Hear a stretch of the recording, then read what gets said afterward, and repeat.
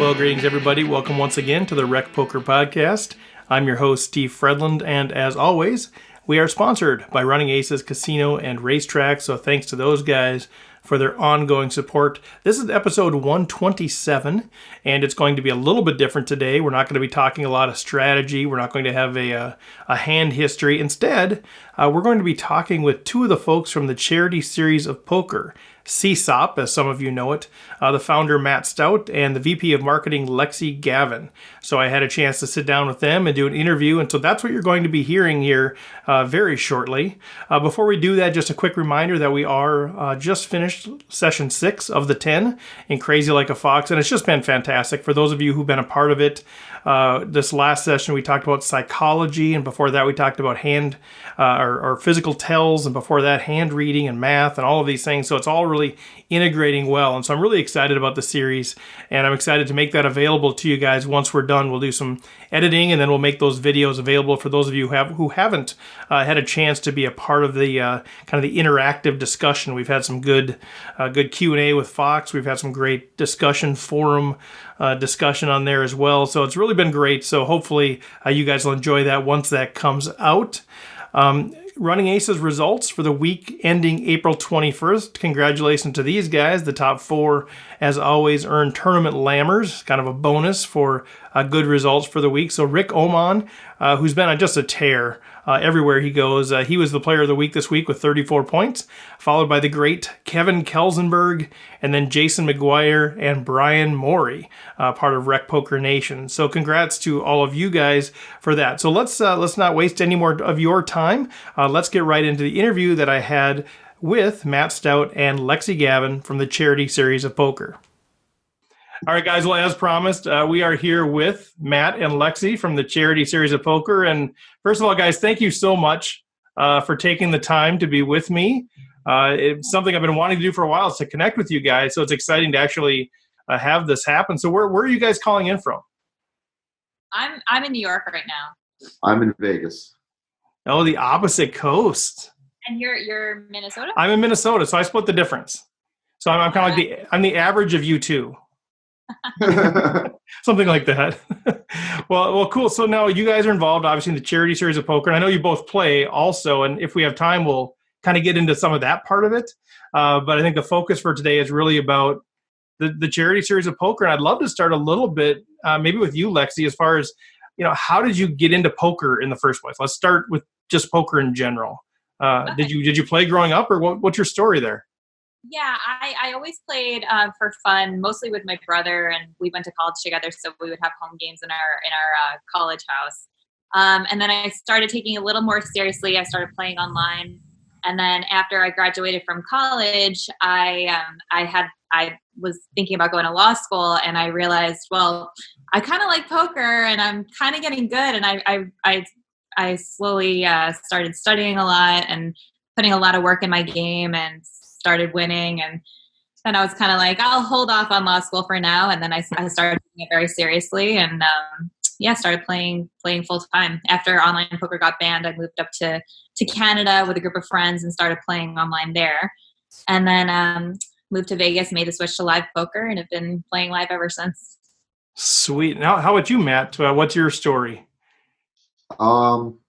I started playing poker when I was 4 years old, but I didn't play that much until I got into the Hold'em craze at 19, right around the Moneymaker effect. I was already the vice president of Habitat for Humanity for my college, so right after I started playing, I ran my first charity tournament at 19 years old and started playing for a living 2 years later, traveling around, and took what was supposed to be a year or two off from college because I had made $70,000 in a couple months, and now we're about 12 years, 13 years into that hiatus from school, since things have gone relatively well in the interim.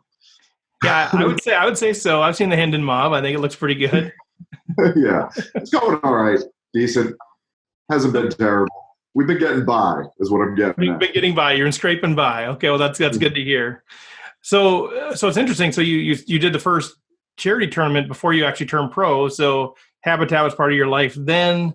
Obviously, you've sort of been able to marry these two things, your desire to change the world, I guess, and your desire to play poker. So how have you kind of combined those things? I guess we're getting into the start of how CSOP started, but like, how did you kind of marry those two things?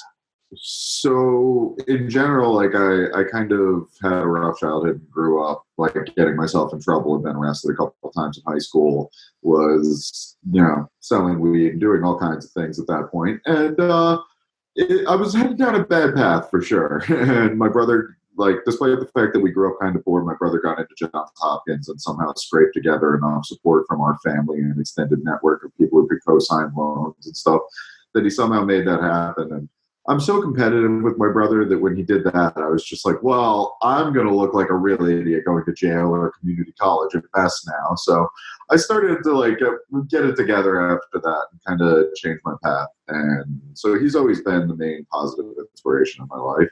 And he was the president of Habitat for Humanity at Johns Hopkins. So I ended up kind of following down a similar path when I finally got into the College of New Jersey. Went down there, I became their vice president. And that's when, around the same time I had started playing. So we ran that charity tournament. I got some prizes donated. Everyone had a blast. We raised over $1,000. And it was always in the back of my mind as something I really wanted to do once I started playing poker for a living. Online poker getting banned kind of slowed that down a little bit. But then eventually in 2014, I was back in the US a lot and decided it was finally time to start doing what I could to put these things together. Started an annual event in Vegas, at Borgata, and then at Seminole Hard Rock in Hollywood. So we had 3 events for the first 4 years. I spent $20,000 of my money and $15,000 that my friends had donated to put together all the event costs and setup costs, got everything I could donated, and ran them as effectively as possible. So the 35 grand that we spent turned into 350K that went directly to the beneficiary charities. We didn't even cover our costs back then. So when I started looking at what other charity tournaments were netting, I was like, where's the money? It made no sense to me why so many of them were making 100% ROI or less and not even doubling the money that they were raising. So at first, we were doing them as 50% of the prize pool and 50% to payouts. And now we've kind of switched the model, doing guaranteed main event seat for first. And now I came in and Daniel Negreanu asked me to take over as the event chair for his St. Jude event, where they spend a lot of money. It's pretty much a big gala event that also has a poker tournament associated with it. And we've cut the expenses and increased the revenue by more than 50% in our first year around with it. So we've kind of turned this into a consulting gig where we help other nonprofits see where they're doing it wrong, or if they haven't run a charity tournament ever, they have no clue where to start. They're kind of intimidated by gaming and all the regulations and everything associated with it. So we kind of know that inside out and backwards, and have developed a relationship with the Gaming Control Board where we can take the registration. We can help these nonprofits set up their own events in a way where they're effective and fun and are going to generate interest from sponsors as well as their donors and network. Yeah, that's really cool. I don't know if you know this or not, but it's kind of a thing that's near and dear to my heart too. I started a nonprofit doing work in Rwanda, and I've done 7 of these All In for Africa charity tournaments, and that was always the challenge when I first approached the casino with how do we come up with something that's actually adding value to the players, value to the casino, and giving money to the charity. And I worked long and hard on that and kind of came up with a model that really is doing all of those things too. So I understand the balance that you're facing as you're trying to put together those events. Lexy, tell me a little bit about your background in your interest in nonprofit work. Like, is this just a job, or is this something that's kind of near and dear to your heart, or how did you get involved kind of giving back in your own personal life? It's extremely near and dear to my heart. And I think one of the reasons that Matt, kind of seeked me out is because I have been working with a charity called Support the Kid for Cancer. It's a children's cancer charity. And it was a charity that was started by a friend of mine who passed away. He was diagnosed with synovial sarcoma at an early age. So then after he passed, his friends and family and myself, we carried on the charity. And so I've had a lot of experience, even before I met Matt in nonprofits. So I remember, I think I met you, Matt, at the poker table at the Borgata. I think we were a guy named 25, right? And we just started talking, and I think we started, talking about, I think I told you about Support the Kid then. And then a friendship kind of developed, and over time, I slowly started working with Matt, helping him out with things here and there. And then he kind of asked me to, become the vice president of marketing. So I took that position and had no idea that we were going to grow so rapidly, so much so quickly. And it's an incredible thing, and I love it.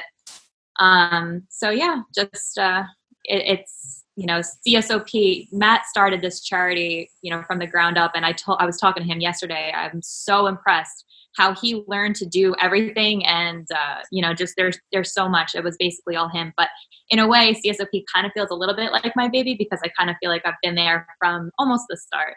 So it's very near and dear, and we just want it to grow, and I think it's going to be huge. When did you join Lexy? Because I think it started 2014. Is that right? And when did you come on board? I think I was officially on board, Matt, 3 years ago? 2016, yeah. Okay. Yeah, and I started off by just, going to his events and supporting and, promoting a little bit, but nothing crazy. And so, yeah, I guess we really started working together 3 years ago. And as of a few days ago, I dropped the title of VP of Marketing, and now I'm the official vice president. So looking forward to all of the extra workload he's going to dump on me. I'm ready.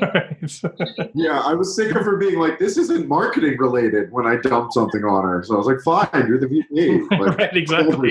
Basically, yesterday, and he was teaching me how to, handle gaming applications and dealing with the gaming commission. So her face, it's priceless. All right, Vice President, welcome to hell. Right. Let's see. I can't give her this because it's not marketing. What title could I give her so that I can give her this garbage? Right. Genius. Well, congratulations, though. Congratulations on your involvement, the impact you've already had, and now the promotion. That's fantastic. I'm excited. We're gonna do great work. Excited for us to grow. Awesome. And so, Matt, it did start in 2014. If the website is correct, I guess. You're kind of the brainchild behind it. And now, kind of as we're sitting here in 2019, I want to talk a bit more about the event specifically, but just kind of what's your vision for? Like, what is ultimately success? If you were to look back 10 years, in 10 years from now, you look back at today and what you've done over those 10 years, like what is it? Like, what do you ultimately want to accomplish? Is it, obviously it can be anywhere from the actual dollars of impact of the different charities to kind of changing the fabric and the perspective of poker players as no longer just degenerates, but giving back to the world, or, what does that look like for you to say, man, this was successful. This is exactly what I wanted to accomplish. For me, I want this to be the model and the simple logistical solution for any worthy and legitimate nonprofit to make more money and raise more money and engage their base in a way that's fun for them, raises a lot of money. And a side benefit is obviously, we have a lot of negative things that happen in poker. We want to offset that with the positive. And we want to be reflecting positively on the community and reminding people that it's not just a bunch of people gambling in the desert. Like, these people have hearts. They have a lot of philanthropic endeavors and desire to give back. And that, poker has already become the number one way for charities to raise money, and we want them doing it the right way. We want people to run tournaments with integrity. Even when it's a charity event, it's important that they're being run the proper way. And, with the proper regulations, giving out the right prizes and everything's done in a way where it's not going to actually become a negative for poker. There have been charity events in the past that were run by unscrupulous people or were for, causes that were not worth giving money to. So we sort of vet all of our potential beneficiaries, and we try to help them run the tournaments as effectively and legitimately as possible. So we want to become the national, even international solution where we can send someone to your event. We'll have an event coordinator, and Lex and I will come out, show them exactly how this needs to be done, how the sponsorship deck needs to be set up, how the step and repeat needs to be for people to take photos before the event, getting a professional photographer there, running registration the proper way, setting up the silent auction in a way where the items are going to catch people's interest and people are going to bid on them, having people there to help them with the online bidding process, putting your silent auction online. There's so many things that I didn't realize were part of running a good charity poker tournament that it blows my mind. Over the past 5 years, I've learned how to do all of this like inside and out, and have gotten to the point where, I can't train someone how to do something if I don't know how to do it myself. So I put myself through the steps of learning everything we do inside and out so that I can explain it to all of our volunteers, to my staff, to everyone. And it's been quite a journey. And I think that we're getting to the point where even when we come in for an event like the St. Jude event that has been run for 5 years by people who run, national events for St. Jude Children's Research Hospital, and they know how to run these galas, we're the solution that they need to be able to run the poker side of it properly. And we've also learned a lot from each other about the best and most effective ways to do things, and to set up the sponsorship decks and engage your partners and keep the sponsors and donors coming back year after year, and making an event where they're going to remember it. They're going to want to come back, and they're going to want to bring a friend. They're going to tell them, like, I had an awesome time at this event last year. You should come with me. Right. I think what makes us valuable is the fact that we are professional poker players. So we are familiar with, writing the tournament structure and doing all that. Whereas, organizations, they love the idea of holding a poker charity tournament, but they really don't know, really how to run it correctly. So what do you find is kind of the biggest challenge of, I guess some of those you've been running for a while, but if you're trying to set up a new thing, what's the biggest challenge? Is it getting the casino on board? Is it figuring out what the charitable cause is going to be? Is it getting the donations and the players to get engaged? What's the biggest challenge that always kind of seems to crop its head when you're entertaining something new? Getting people in the door year one. I mean, it's not that. I mean, we have enough of a network where we can help with a lot of different sponsors, Poker News and Faded Spade. I mean, or forget some key ones. Poker Go. There's different companies in poker that have done a lot, run good gear. They donate to us at event after event. And we have a network where as soon as we tell them, they're like, yeah, we're on board. So we already have kind of a built-in network where we'll have a lot of things donated and get a lot of our people who support all CSOP events on board. But then getting the beneficiary to help get their donors and stuff engaged in the event to show up in the first year. The events grow really well year after year. People are going to come back. People are going to bring friends. Like I said, they pretty easily tend to have an uptick as soon as you get them going. But just marketing it to the mainstream, getting people out that aren't necessarily in the poker community, things like that. Just it's always tough just setting something up and making it happen. Like the first time, it's always a huge challenge and gives me a little more anxiety. Whereas once you've run something 2-3 years, you know the same people are coming back and they're going to bring a friend. Yeah, for sure. So Lexy, I'm curious, sort of, how do you? I mean, both of you have a heart for the charitable causes that you're involved with, I assume. Otherwise, you wouldn't be doing them. And I know you have 7 of them listed out on the website. I'm sure there's others, including the one that you mentioned, Lexy. How do you balance staying engaged with that side of it, with the heart side of it, with the ultimate goal of what you're doing and the true impact that you're having, right? Because at the end of the day, money is going to an organization that could radically change the world in a positive way. But you're sort of, what you have to do is all this organizational stuff. You know what I mean? Like you have to organize all of it, all the management stuff. And so what do you do for you personally to make sure that you stay engaged with the heart side of it and why you do what you do, even in the middle of, Matt dumping now stuff beyond marketing on you? How do you keep that ultimate goal in front of mind? Just attending the events and, seeing how much money we raise and just knowing, that these charities are benefiting so much from what we do is just enough for me. And, we work with a lot with St. Jude, and I just went to, they have a leadership convention every year in Memphis, Tennessee. And I went there for the first time this year, and you can actually see the patients, these kids, they come up and they speak, and we get to visit the hospitals. So just things like that, it just makes it all worth it for me. Yeah. Same question for you, Matt.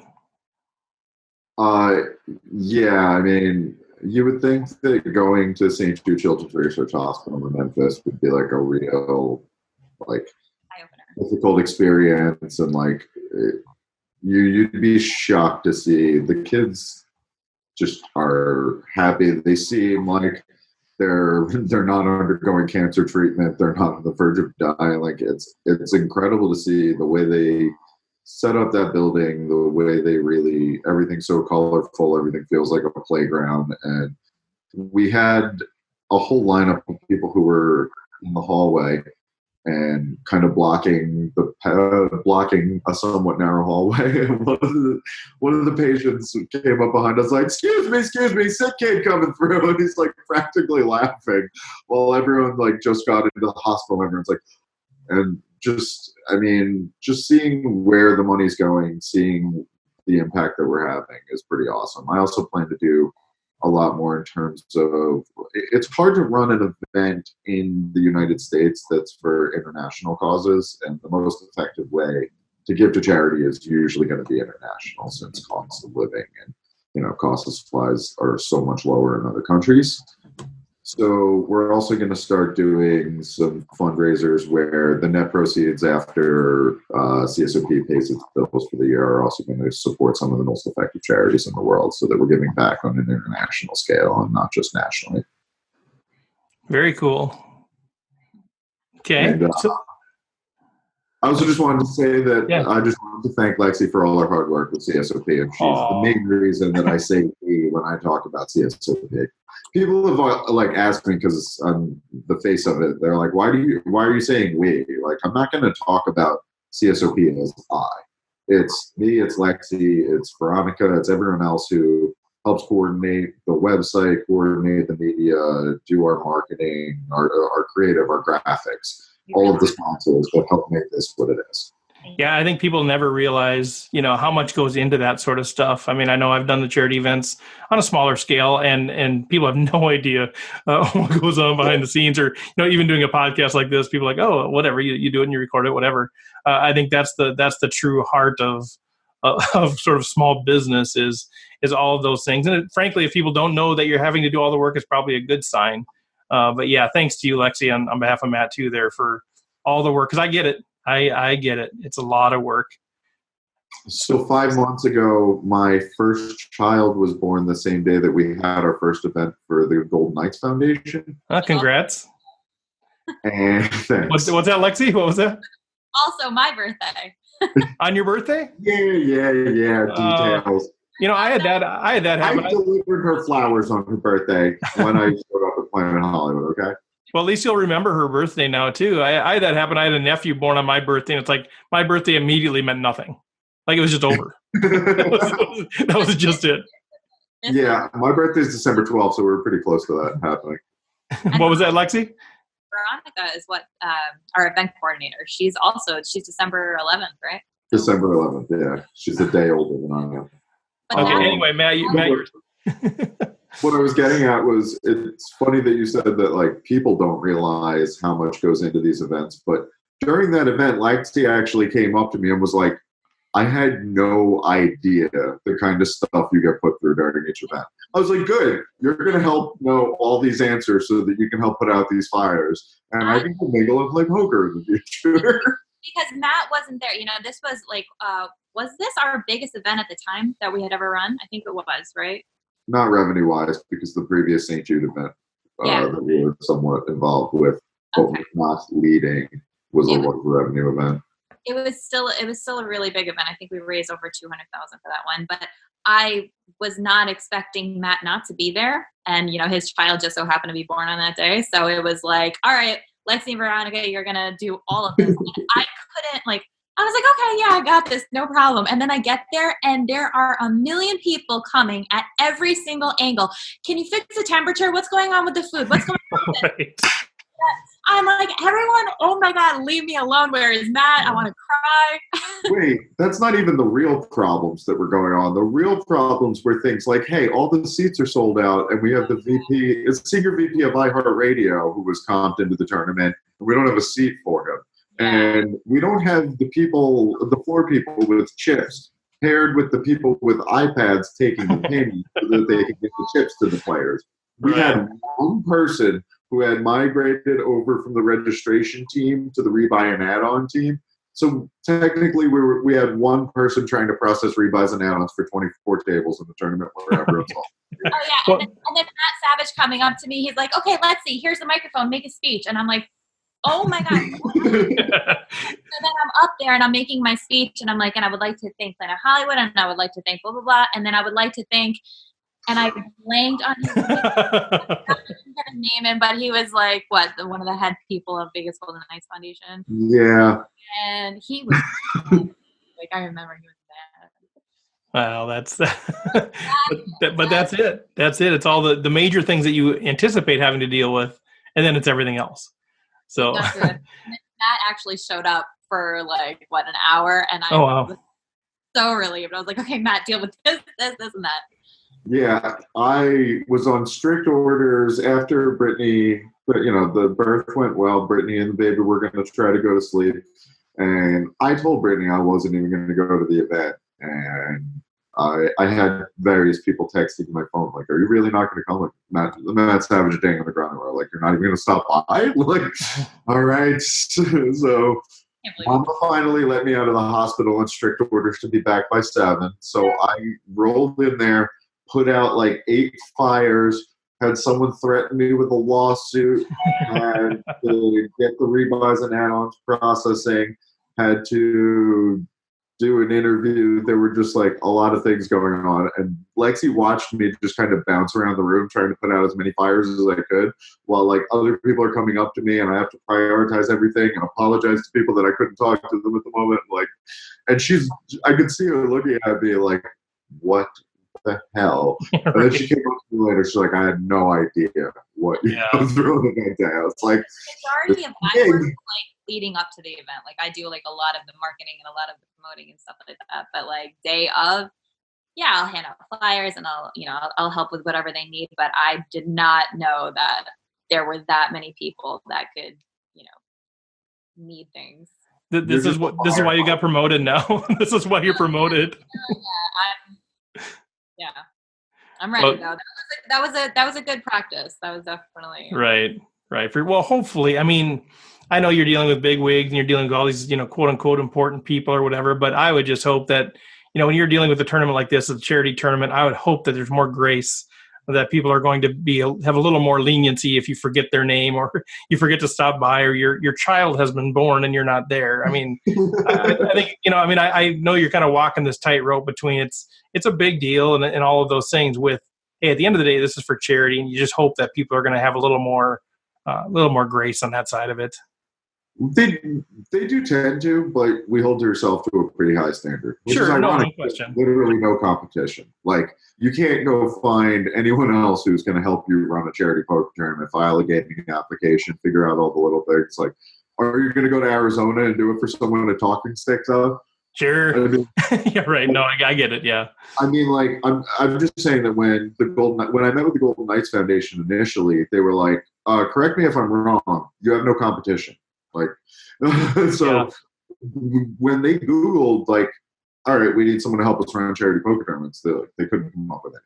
Right. But we were the only option. So I was kind of like, oh, well, yeah, I guess it's kind of cool to think of it that way. But even though we have no competition, we hold ourselves to a high standard just because we have high expectations. Yeah, as well you should, obviously, as well you should, especially if they're paying or they're asking you to come in and help them out. You want to make sure that you're delivering on everything that you promised as well. Well, let's shift gears a little bit. I think we've got about 15 minutes left. Is that still cool with you guys? About 15 more minutes? I want to honor your time. But you have an event coming up, and I know you just finished some other events, and I could talk for half an hour about each one. I'm so curious about all of them. But the one coming up on May 19th, I believe that is your next event. And, what's that? Our next event is May 11th. Oh, okay. I looked on the website. I didn't see it. So maybe talk about what's coming up in the next month or two, whatever you see coming up, that especially if they're open to the public. We've got a lot of people that are listening to this podcast, a lot of recreational players that have maybe never participated in a bigger event. So talk a little bit about what's coming up, and especially those that maybe people might be interested in across the country.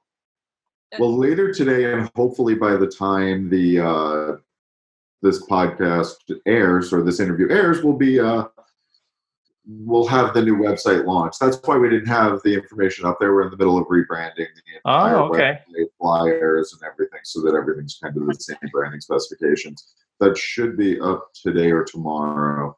We have an event May 11th. It's presented by Golden Knights Foundation, and it's benefiting the Golden Knights sled hockey team and Faith Lutheran hockey team.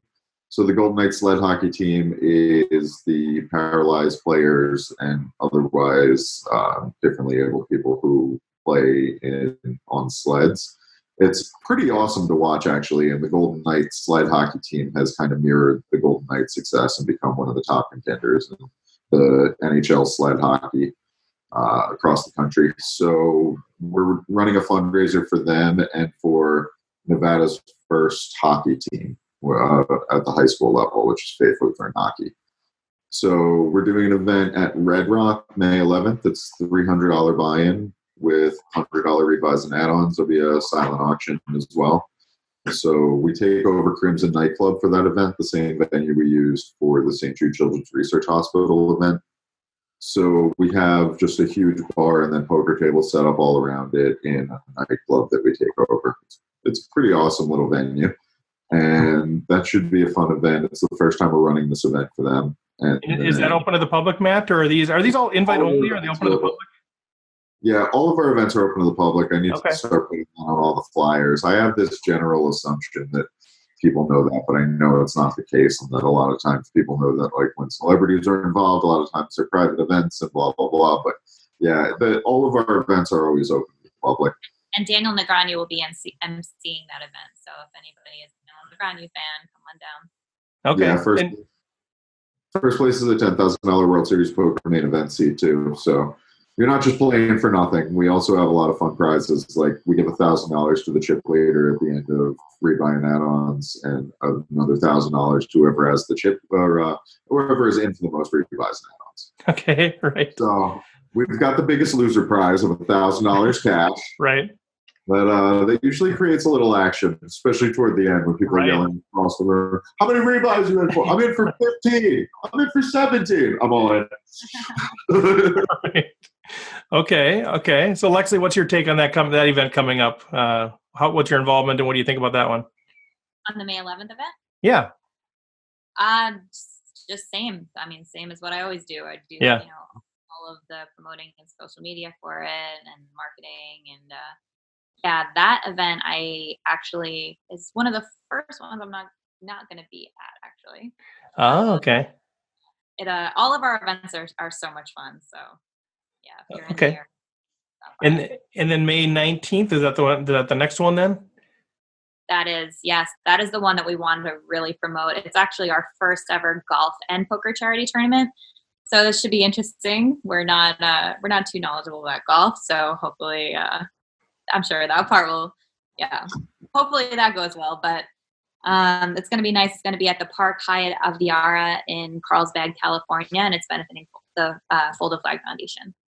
So if somebody shows up to that one, let's just say somebody shows up, they say, I can make it there, I'm going to drive there, I'm going to fly in, whatever it is, what would they expect coming to that event, or even in general, CSOP event? Just because, like you said, for a lot of people know that it's open to the public, but for a lot of us, we're recreational players. Maybe we're starting to move up in stakes. Maybe we're starting to get involved more. We really don't know much about it other than, hey, that's kind of a cool thing. So, use this opportunity to kind of tell people what would they expect if they show up into the hotel or into the bar or the restaurant, wherever you guys are, and say, hey, I'm here to play. What would they expect? A day-long party. Yes, exactly. It's so we always have a VIP reception party with heavy hors d'oeuvres and cocktails, and that's where everyone kind of mingles and listens up. And then the tournament is always afterwards, and it's actually probably good for recreational players because some recreational players may feel intimidated playing with professional poker players, and a large majority of the people that do come to events are professionals. But the good thing is that the professional poker players look at it as a drunk fest. You play the worst possible poker you can, so that's very beneficial to the recreational players. So they shouldn't feel intimidated. And if you actually take it serious, I mean, there are very good prizes to be won and some real money up top. So just, what to expect is just to have a great time, enjoy yourself, mingle. We usually have some kind of celebrity there, athletes. Yeah, so it's always a really good time. Yeah, I mean, you also to the point of people being intimidated. This is an opportunity for you to play with Daniel Negreanu and Anthony Zeno and Chance Kornuth and all these people who have won millions and millions and millions of dollars and all these titles. But they're having a couple drinks and more than happy to explain to you like how the game works. They don't care if they have to tell you how to post your blinds, and like they're having fun. No one's going to be annoyed that you're slowing down the action, and like it's just a much different vibe than even if you went into like your local casino to play 1-2, and you're going to have people there that are like annoyed when you take too long to act, or you don't know when you're supposed to post or when it's your turn. Yeah, people actually do play the worst possible poker, and our events are bounty events. So what we do is we put a bounty on the pros or celebrities. So if you knock out that pro or celebrity, you get some kind of prize. So you can always walk away with bragging rights. I knocked out Daniel Negreanu, or I knocked out Matt Stout, or whoever. And I know we emailed a little bit about this. When do you guys announce like who's going to be there? Because I'm intrigued about coming out on May 19th to the Folded Flag. I just think that'd be super fun. I'd love to meet you guys in person, or at least who's ever there. But kind of when could recreational players know like who's going to be there? Like if one of their favorite players is going to be at one of these events, do you guys release it on the website like in advance, or is it kind of kept under the vest until the day of? Well, the flyers that we put out a little closer to the event date will have that information. It's always kind of tricky trying to nail down everyone's schedules and get a final list. You don't want to publish someone's going to be there when they're not sure. We're not paying appearance fees ever. All these people show up out of the goodness of their hearts. When you have people volunteering, it's a little tricky to get them to commit 4 months in advance and be able to put that on the flyer. So we try to keep the website and the flyers updated as we go, so that anytime you go to the website, it'll have the most current information on who we expect to appear. Okay, and so how can people connect with you? What's the website, and what's the Twitter? What are all the different ways that the Rec Poker Nation can connect with you guys and start to follow you and maybe get plugged in on a deeper level? For sure, we'll have the mailing list sign up on our website when it's launched at CharitySeriesOfPoker.org. The Twitter is the CSOP, CHD and Facebook is just Charity Series of Poker, and our Instagram is Lexy. Charity Series of Poker. Okay. I couldn't remember if that was the CSOP or Charity Series of Poker, because she does the Instagram. Well, not anymore. She's not marketing exclusively now. That's maybe she should get rid of that. That's just 20% of her work now. Oh yeah. Just wait until she has to file her first gaming control board application next week. I'm already panicked about that.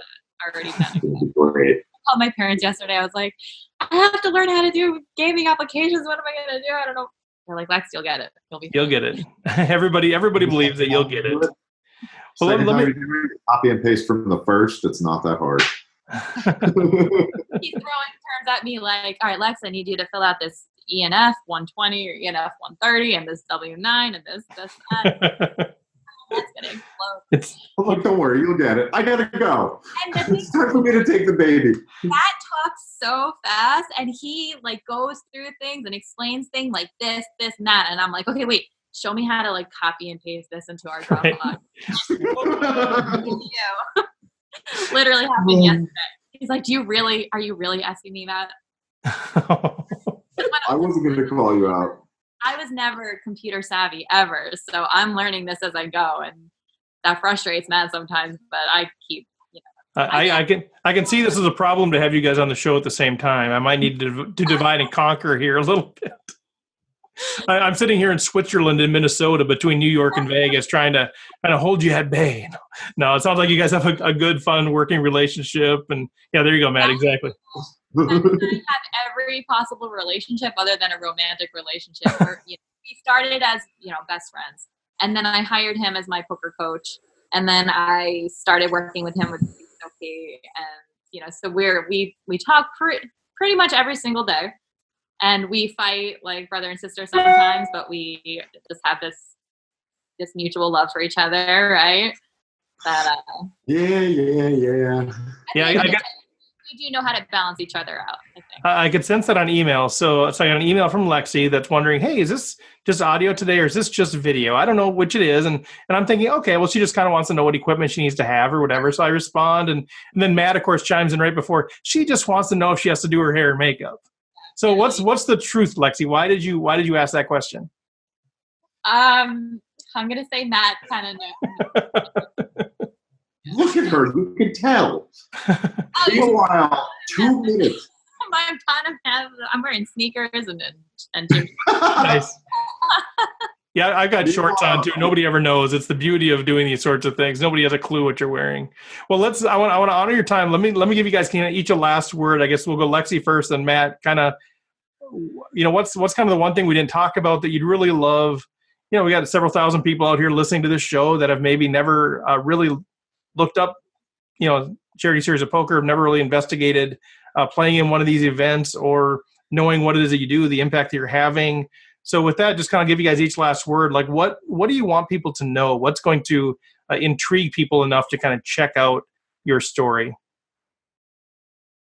Just know that we are trying to help as many different charities as possible. And, we have nothing but good intentions, and we always throw a really fun event. And don't be intimidated. Just come on down. Even if you're not very familiar with poker, it doesn't matter.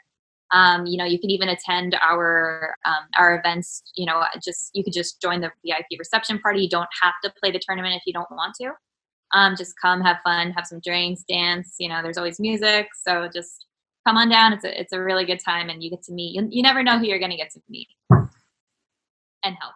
Yeah. Cool. Yeah, I mean, we're trying to do things like the best way possible. We charge fees so low for the setup of these events that like these beneficiaries laugh. They're like, really? Why are you not charging more? We're just trying to set this up in a way where it's the most simple logistical solution to run these events as effectively as possible. A lot of our events are showing 200 to 300% return on investment now for the setup costs, which is kind of where the 5-year goal is for a lot of events. Like the Golden Knights Foundation was like, oh, it's fine if we have 80% expenses to revenue in event one and kind of build that out to the point where it's 20 to 25% over the 5-year plan. The first event we ran for them ran at under a 30% expenses, and we're going to try to get that under 15% so that every event we're doing has a 600 or 700% ROI because of the Golden Knights Foundation name in Vegas. There's a lot of things that you can leverage so that we run events where they're for the right causes that have been vetted properly and they're run as effectively as possible while still giving some pretty huge prizes and making sure everyone has a good time. Yeah, cool. I think I've been involved in nonprofit leadership for a long, long time. And I think that the things that people are always looking for the most is the money managed well, are things run well, and how do I know that there's actually impact happening? So it sounds like you guys are on the right track as far as making sure those things are happening because they're all important. And for sure. So I think that would be my encouragement to the people that are out there is, hey, this is run well. It's done professionally. They're trying to reduce the costs. And the impact they're having is fantastic. Check out the dollars that have been donated.